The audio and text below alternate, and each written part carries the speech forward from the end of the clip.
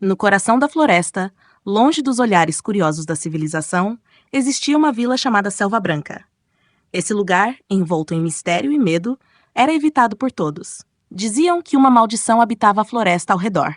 Uma maldição tão antiga quanto a própria terra.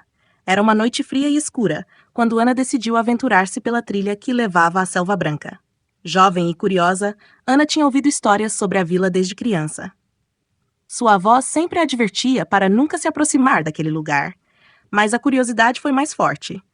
Munida de uma lanterna e um mapa antigo, ela caminhou pela trilha estreita e sinuosa, com o vento uivando nas árvores como se tentasse avisá-la do perigo. Enquanto avançava, a escuridão parecia engolir a luz da lanterna, criando sombras que dançavam de forma sinistra ao seu redor. Após algumas horas de caminhada, Ana finalmente avistou as primeiras casas de Selva Branca. As construções eram antigas, de madeira escurecida pelo tempo e pareciam abandonadas. As janelas estavam quebradas e portas arrombadas. Um silêncio mortal envolvia o lugar, quebrado apenas pelo som dos seus passos sobre a terra batida. Ao entrar na vila, Ana sentiu um calafrio percorrer sua espinha.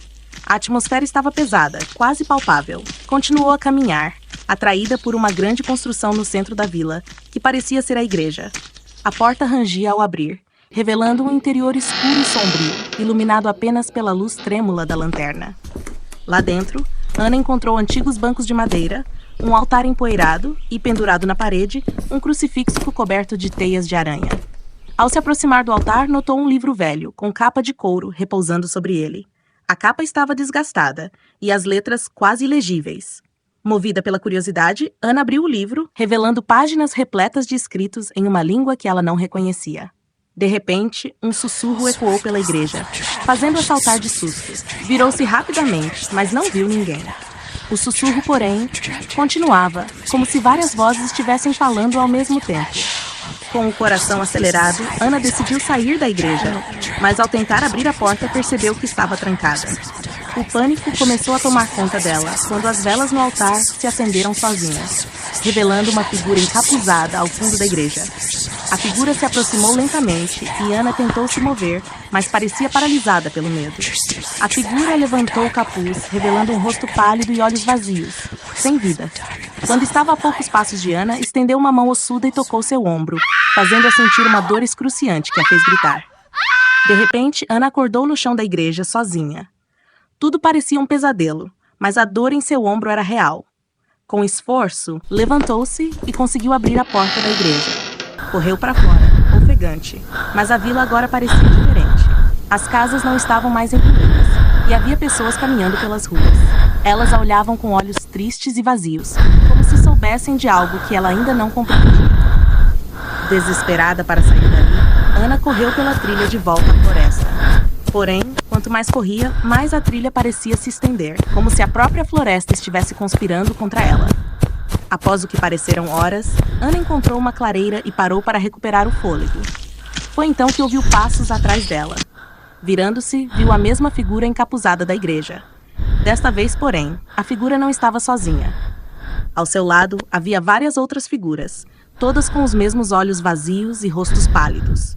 Cercaram Ana e ela sentiu o pavor crescer dentro dela, paralisando-a novamente. A figura principal levantou o capuz mais uma vez, mas desta vez seu rosto parecia mais definido, como se estivesse ganhando vida.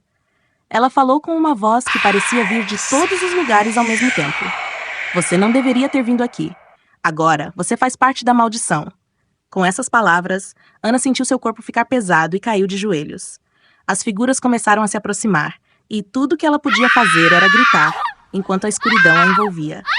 Na manhã seguinte, a vila de Selva Branca parecia tão abandonada quanto sempre. Mas se alguém observasse atentamente, poderia notar uma nova figura entre as sombras, com olhos tristes e vazios, vagando sem rumo. A maldição havia reclamado mais uma vítima, e a floresta permanecia silenciosa, guardando seus segredos sômbrios. As histórias sobre Selva Branca continuaram a ser contadas, avisando os curiosos para nunca se aventurarem na floresta. Mas a curiosidade é uma força poderosa, e a maldição sempre encontrava novas almas dispostas a desafiar o desconhecido, apenas para se tornarem parte do eterno pesadelo que assombrava a vila esquecida no coração da floresta.